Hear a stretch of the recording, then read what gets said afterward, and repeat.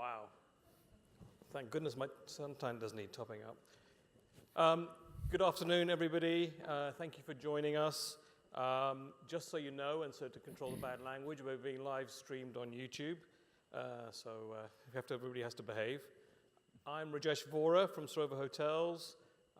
As many of you will know, I'm the past president of HEDNA, and I've been involved in the association for quite a long time, as long as my hair's been white, to be honest. I have a passion for this topic. I appreciate it's going to be hard work to get everybody excited about credit cards. So I apologize that we are towards the end of the day, and I hope you're all going to stay with us. But it's a really, really important topic, and I think it's a potential disruptor for the way that we do business, and I encourage everybody to pay a lot of attention.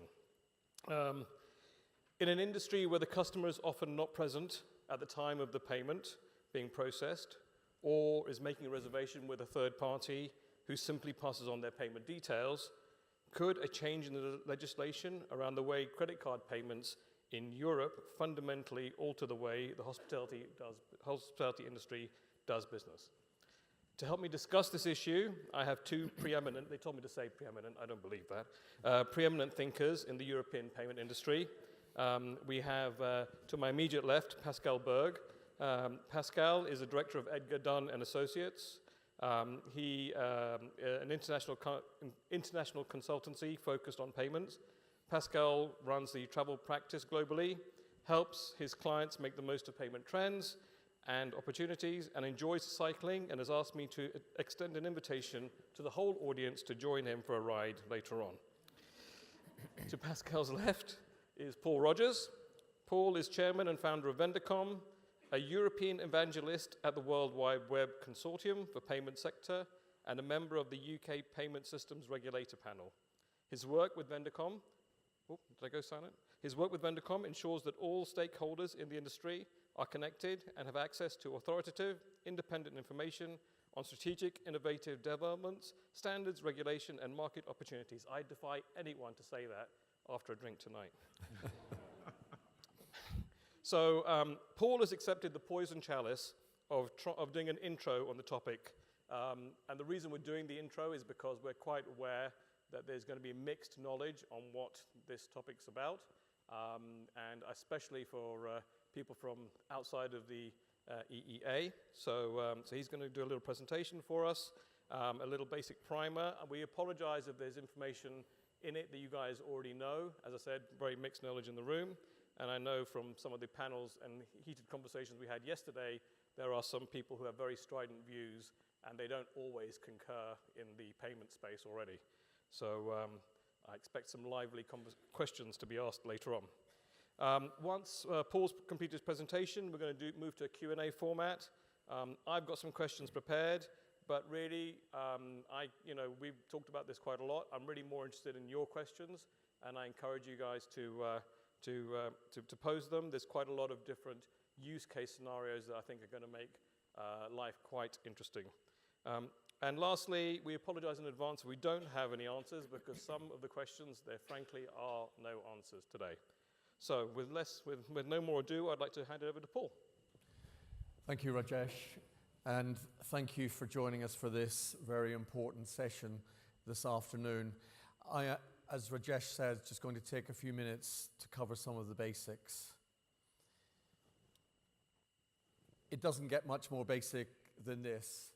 This is the regulation in black and white, a 21-page document that's available for all to see, and I encourage you to have a look at it. It basically outlines some of the simple facts and scope of what you in your business will be facing over the next 4 months and beyond as you prepare to deal with the challenges of strong customer authentication. Essentially, it's very simple. For any electronic transaction, you need to provide 2 factors to authenticate that transaction.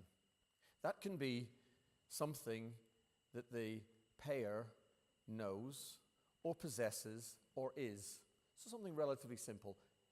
15 years ago, we locked down face-to-face transactions with chip and PIN. And it felt fairly traumatic at the time, but it's business as usual today.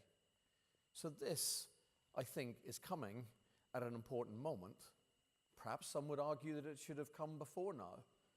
15 years to lock down fraud in the e-commerce sector. So, at headline level, it's relatively simple.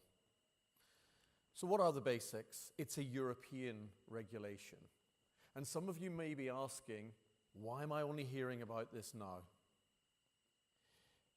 We've actually been looking at this and getting involved in European Banking Authority consultations on this for the last 3.5 years. But it's just coming out into most people's realization now. We've got 121 days to go until this regulation, which was already put into law in March 2018, it will be enforced from 14th of September this year. It applies to the EEA, 28 EU countries plus 3 others. And for those Brits in the audience, I'm afraid you're not getting out of this one. It applies to you too. It's already in UK law. It applies to all electronic transactions, as I said, e-commerce, mobile, and remote transaction. But don't just think it applies online. It will impact face-to-face transactions in the form of contactless transactions, which for every 5th transaction, or when the value of transactions goes over 150 euros, you will have to perform strong customer authentication. The good news is some transactions are out of scope and some exemptions exist. Here I've listed some of the areas that are out of scope: mail order, telephone banking, and a number of other areas. Particularly important for some of you in this room who will probably be breathing a sigh of relief for international organizations. If you've got one leg of the payment transaction out of the EEA, you're out of scope. But we'll probably deal with that in a little bit more detail in a moment. There are also some exemptions, and lots of organizations are saying, how do I invoke those exemptions? How do I get out of this? And we had a detailed discussion yesterday about some of the workarounds. So I would encourage you to look at these in detail, but don't get fixated right now about being able to apply these exemptions, because they're pretty tough to be able to claim. You know this better than I do. The payments route map, payment journeys in the hospitality sector are complex. There's some really useful information to be had around this, because it's important to understand the nuances of this particular sector. And 3C Payment have produced a very useful white paper on this. I know the card schemes have done something similar, but I'd encourage you to download that if you can, because it explores the detail as it applies to this particular sector. So are you ready? 4 months is an impossibly short time frame. What we're seeing, and it's improving reasonably well now. After Easter, we're starting to see, a little bit like GDPR, suddenly people getting on the bandwagon and realizing this is something that's not going to go away. But we're still seeing less than 5% of merchants are aware that this even exists. Now, of course, the larger organizations are aware, but there's a long tail of organizations, and that's where the consumer, the person making that payment, that's what they're going to be seeing day in, day out. It's not just the payments that they're making with the bigger players. But the lack of readiness extends beyond the merchant world, because this is actually an issuer responsibility. And so regulators, issuers, acquirers, payment solutions providers, processors, gateways, are all working hard to get us further forward on this, but very few are ready. And even if one particular sector is ready, because this is intertwined, then the overall readiness is impacted by that. So this is a very strong area where collaboration is going to be essential. The one message I'd like to leave you before I sit down is that this has direct revenue loss impact on your business. So is your business ready for what could be a predicted up to 25 to 30% of transactions being declined come September 14th? So on that positive note, I will take a seat and we'll try and answer some questions. Thank you. Thank you.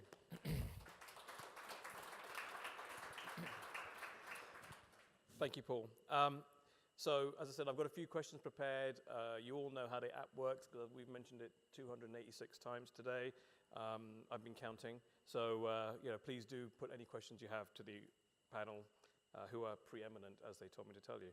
So I'm going to start the easy stuff first.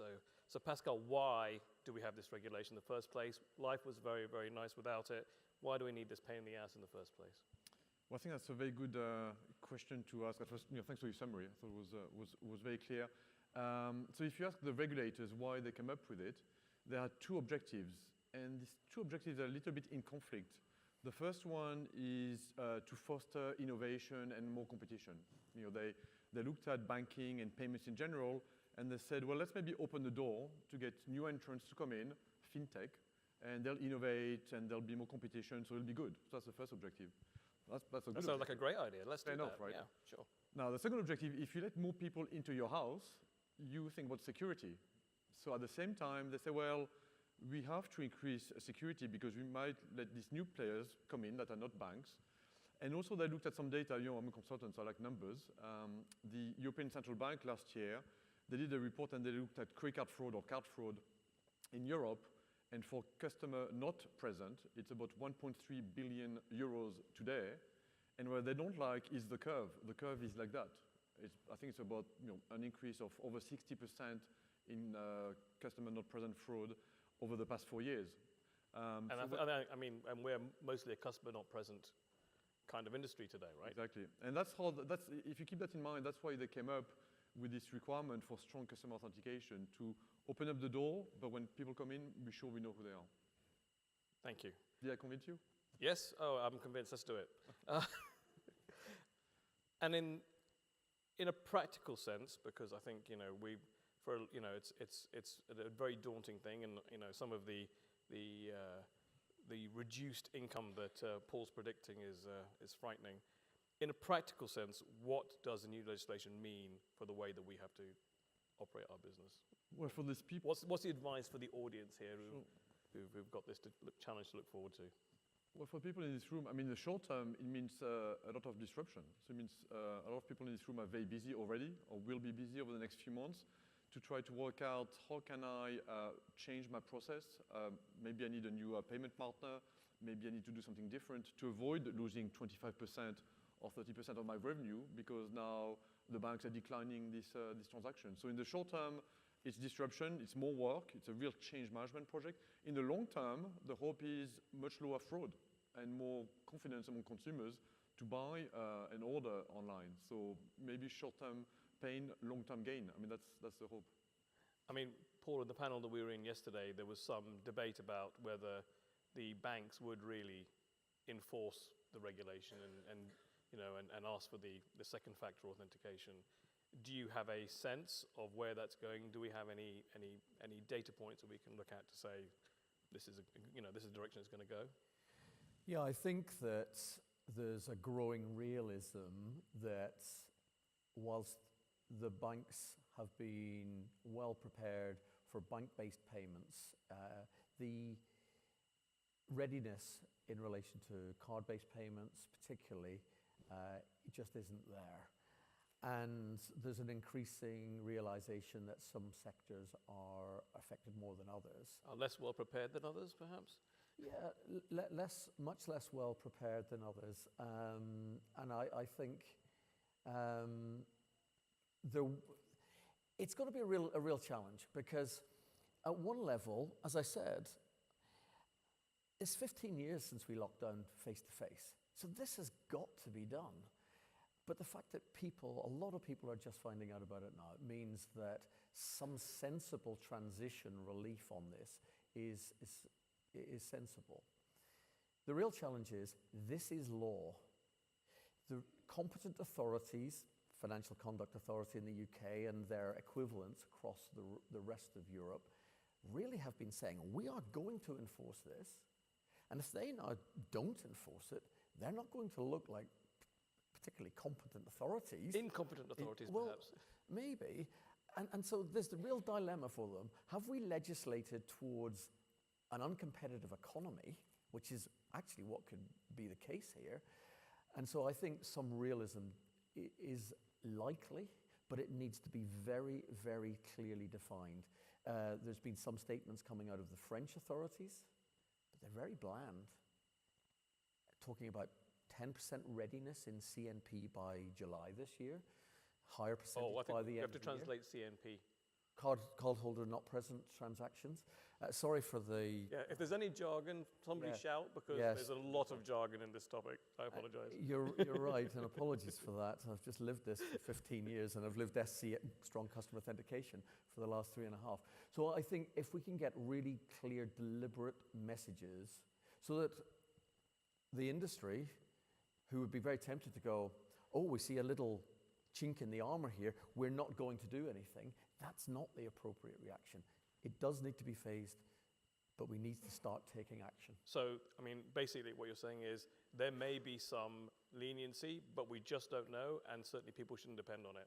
Shouldn't depend on it. You should plan for that date of the 14th of September. And because of some of the exemptions that I mentioned, particularly the transaction risk analysis exemption, you need to be working very, very closely with your payment solutions providers, because for many competent authorities, the thresholds for transaction risk analysis need to have been placed in front of that competent authority 3 months before the deadline. So in many cases, the real deadline could be less than a month away. Ah, that's sobering. Gets better. It gets better, yes. It's a cheerful session. And I guess, you know, when I did my opening remarks, the two use cases that I see as being the most affected are reservations through our brand.com and reservations through OTAs or other third parties. So I'll start with the brand.com. So Paul, I'll let you handle this one. How do you see the change in the way that the industry currently handles reservations through brand.com, and what you see as being what they're going to be required to do post, well, a month's time or 121 days time, depending on which view you take? In some ways, if you're in control of your own destiny as brand.com, you can define what's happening on your website, what your payment flows are. But in many cases, certainly of the conversations I've had around here over the last 24, 36 hours, brand.com often isn't a single entity. And even within your own brand setup, you've got a very, very complex website flows, franchise organized operations, payment flows, cross-border payment mapping, and so on. So I would say think fundamentally and first and foremost about card-based payments on your website. And because the card schemes have seen this coming and have worked very, very strongly and very collaboratively to create the 3D Secure version 2. And I know you all hate 3D Secure version 1 because of abandonment and many, many other reasons. But they've worked hard, they've listened, and that, for me, is one of the first steps. Implement 3D Secure version 1. Live with the pain today in terms of some of the pushbacks, because it's going to be a lot easier to cope with the pain having been through some of that in the run-up to September, then hit it all in September. So get close to your payment solutions provider, your acquirer, your gateway, and work out that strategy around your own brand site. Get close to your payment service provider. Absolutely. Not advice one normally gets to hear. Yeah. We try and keep them mostly at arm's length. Sorry for the payment service providers in the room. So Pascal, that's the sort of brand.com scenario. In the OTAs, there's a blend of, or third parties in general, there's a blend of ways that they do business, but for a lot of them, they take card details, but they don't charge the card and they pass it down to the hotels. How is this legislation going to affect how that process has to take place? In your opinion, because clearly there's a lot of debate yet. Well, at first, I think it's fair to say that when the text was written, I think they had assumed there was a customer and a merchant selling to that customer. Perfectly reasonable contention. But the fact that there's an intermediary adds a lot of complexity. So it's a completely different use case that maybe wasn't thought about too much. The card schemes, for sure, they thought about it. So now the idea goes back also to the point about collaboration, that you guys might need to talk much more, because the idea is that the travel agent or the intermediary could, and you could maybe say should, authenticate that customer, even though they are not the entity that is collecting the funds, because they're interacting with the customer. It's much easier to authenticate you if you're having an interaction. If Paul is the merchant, but he's not even interacting with you, how can he authenticate, at least in the short term? With the technology progressing, there'll be ways to do authentication at a later stage. So I think the idea is the intermediary might need to authenticate the customer even when they're not the merchant. I think the other thing that I wanted to add to the point about get close to your payment service provider, there's another dimension to it. Everybody paying attention, that's twice you've been advised to do that, so guys get ready. But you might need to do more. You might need to consider, do you have the right ones? Because it goes back to some of the exemptions that take place, whether it's technically or whether the acquirer, which is the bank that lets you accept cards, or the payment gateway, which is more the technical player that lets you accept forms of payment, whether they have the tools, and also do they have the right ability to do some of these exemptions. So in other case, if you work with a bank that already has a lot of high fraud merchants in their book of business, they might be able to do less for you because you are one apple among many bad apples. So you might need to consider potentially changing partner. So it's not just get close to them, it's get close to the right ones that can really help you. And I think the topic of exemptions could be a whole day conference by itself, right? I mean, there's so much complexity around it, so much nuance. Absolutely, and I would say you've got to get into the detail of those exemptions. For whitelisting, for example, this isn't just a case of create a list and I'm on a whitelist, so I'm good. It's not the merchant's choice. You can't say, I want to be on a whitelist.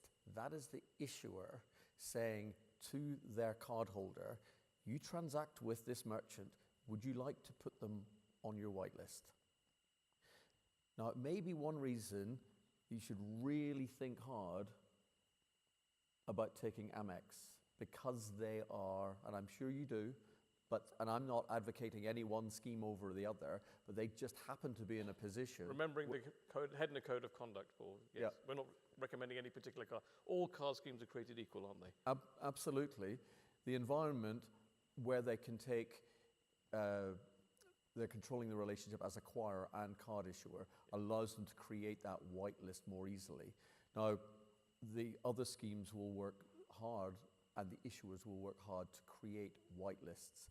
But think about the detail, think about the mountain you will climb to actually make that work. Yeah, I think that's fair. I think they're in a reasonably unique position because they've got two sides of the puzzle. As you talk about exemptions, maybe I can add a point. Please. A very important one for people in this room if they don't know about it. I assume you have a lot of corporate travelers coming to your hotel, not just consumers. So there's a whole exemption for cards, plastic or virtual cards that are used by companies, by the employees. Now there's some of them that are exempted, some that are not, so we don't need maybe to go into the gory detail, but keep in mind that there's a whole bunch of customers there, depending on the corporate card that they use, that could be exempted as well. So that might be a way, if you're a hotel and maybe 50% of your business is corporate travelers, that's one exemption you really need to understand and look at. And so that would be a conversation with the payment gateway that you got close to and the acquirer that you've got close to, presumably. Yes, but as Paul said, that's an exemption that can only be the issuer of the card. So let's say Amex or AirPlus or Citi, if they issue that card, it's that company, Citi or AirPlus or Amex, that need in June to go and see the regulator now to say, look, for these cards with the so-called BIN. June, that's the one that's 10 days away, June, that June. They need to have done the work to say, look, I want these cards, because they're real company cards, they're not consumer cards, to be exempted. So if the issuer does that job by the 14th of June, then these cards can be exempted. It'll be a busy summer. It's going to be a busy summer. So we've realized that we have to redesign our website and we have to redesign our relationship with all our third-party vendors. Busy summer, guys. Apart from that, which other parts of the organization do we need to get involved in this conversation? Because it seems to me it touches a lot. And I don't mind either one of you. Sure. Well, maybe if I start, I'm sure Paul will have a view as well.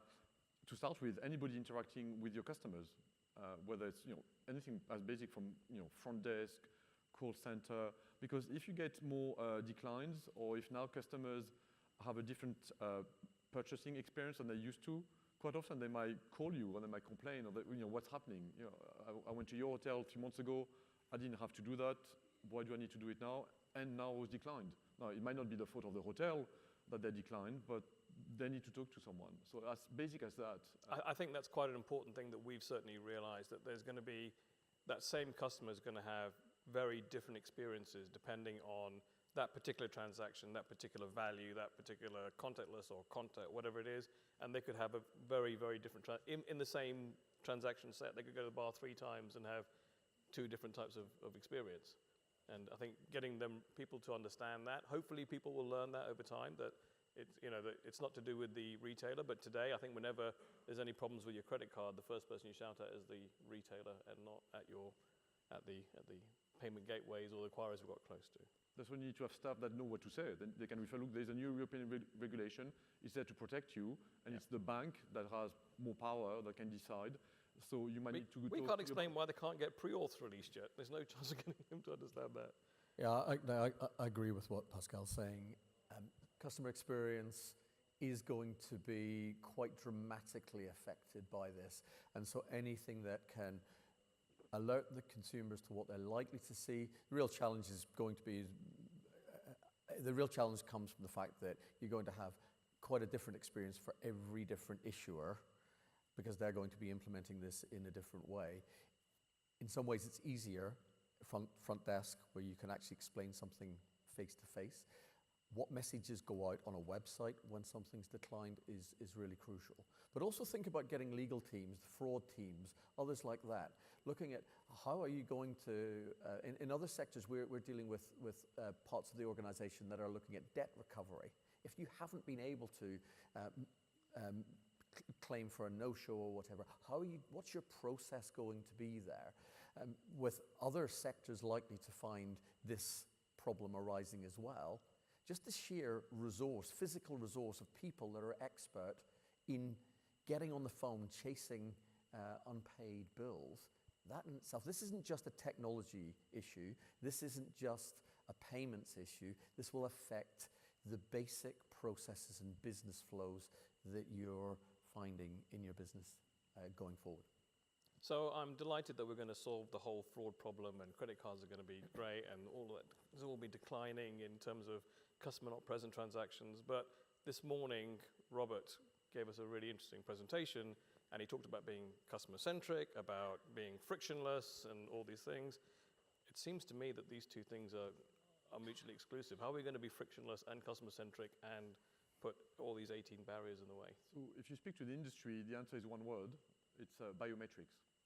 Okay, so the idea is if you can pay with your thumb, because it's something you are, and you have a mobile, something you have, it might be your thumb, your face.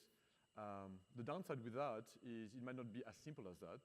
There is a consumer education and acceptability piece. A few years ago, Brazil was looking at putting biometrics in the ATMs, so they did a test with fingers, and people thought that was dirty.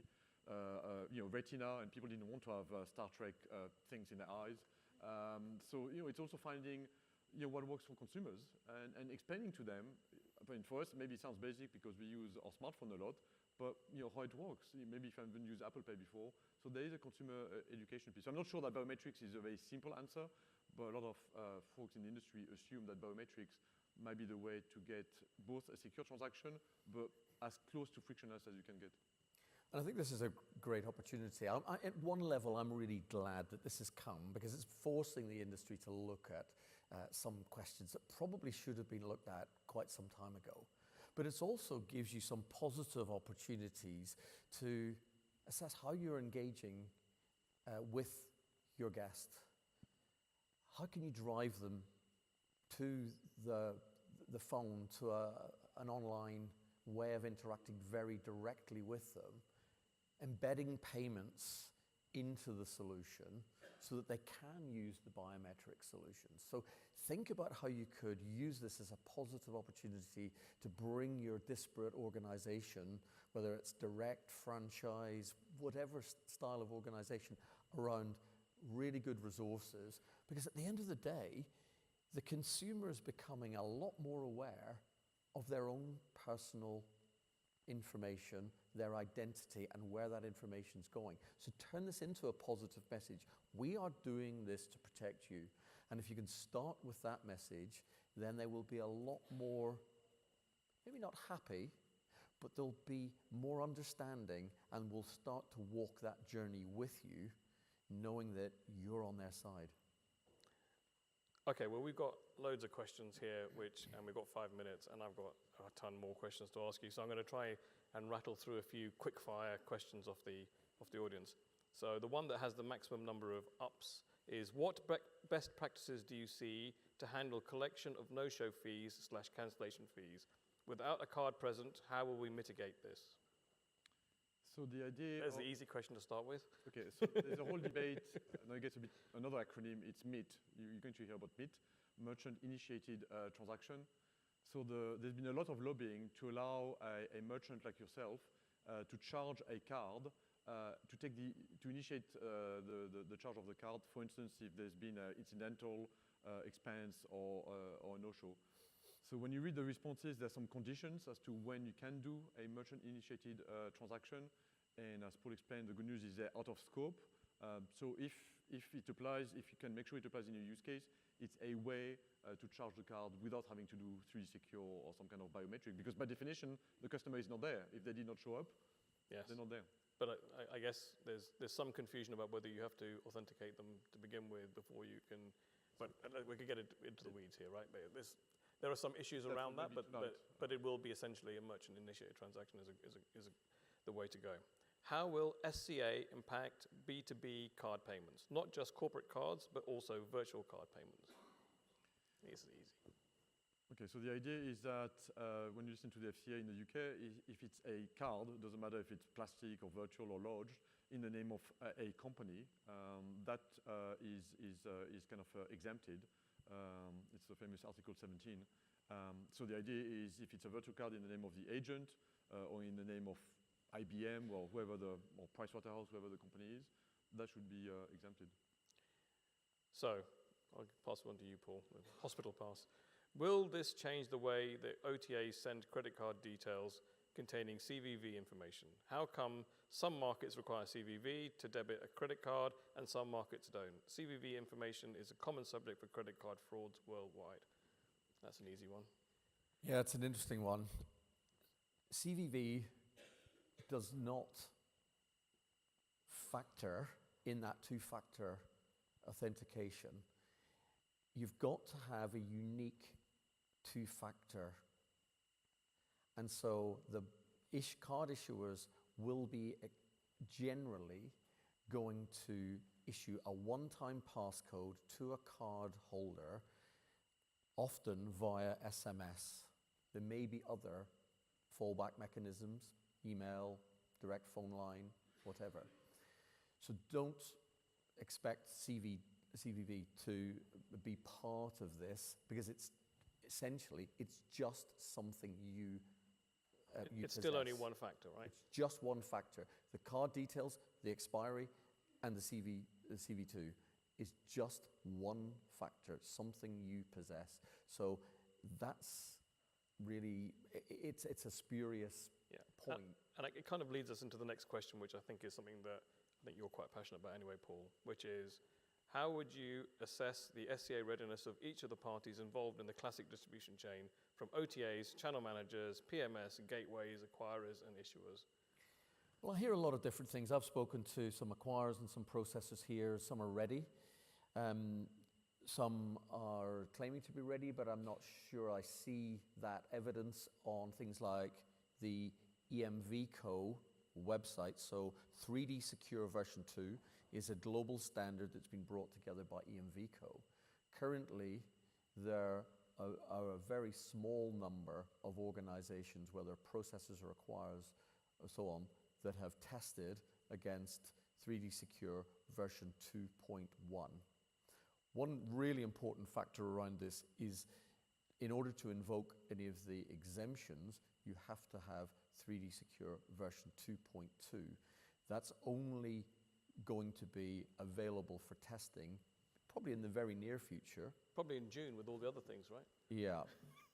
So being ready for September is probably not an option for most organizations. But I think, I think one of the things that we've talked about, and I think this is a HEDNA issue, and I want to pass this across to the board when we've discussed it at some length, that there's a lot of parts of the distribution chain and parts of the pipes and connectivity that does not have the ability at the moment to transfer that information, right?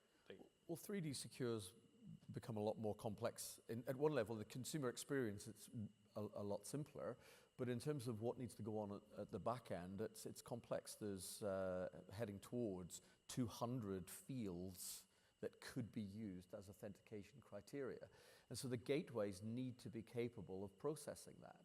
And I know some are going through testing, some acquirers are ready, some processors are ready, some merchants would claim to be ready, but all of those need to come together to be ready. Yeah, and the hospitality industry distribution chain is not ready for sure, right? And that's right. And when we talk to the large property management system providers and so on, in terms of, well, where are they collecting that data? How's it being disseminated?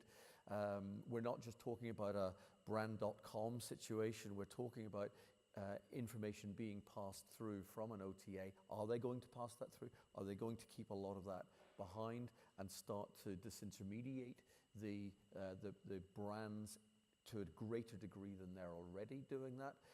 This is a wide open debate at the moment. So the payment sector is working very, very hard to be ready, but I would really encourage you to speak to your processor, issuers, if you can, acquirers, gateways, whoever. Come together as a collaborative force. And actually, the industry as a whole should be lobbying to a stronger degree to the national competent authorities. Because even going back to your question earlier, Rajesh, if there is to be any relaxation of this, it can't just be relaxed nationally, it has to be relaxed right across. So it's only with the international voice that we see represented here today that those bodies might actually sit up and listen. Well, we've got loads more questions. I'm really sorry, time has been up for some time and it's in big red letters, so I can't even ignore it. So I'd just like to ask you to give thanks to the preeminent payment experts we had on the panel here today. Thank you very much. Thank you.